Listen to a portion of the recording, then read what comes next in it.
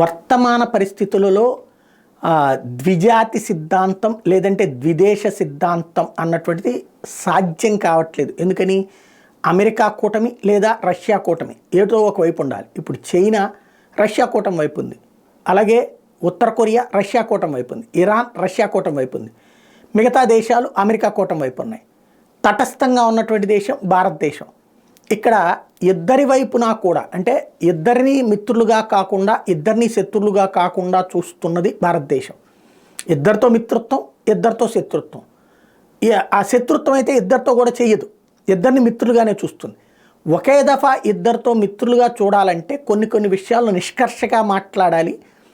అలా నిష్కర్షగా మాట్లాడుతూ నొప్పించకుండా మెప్పించాలి.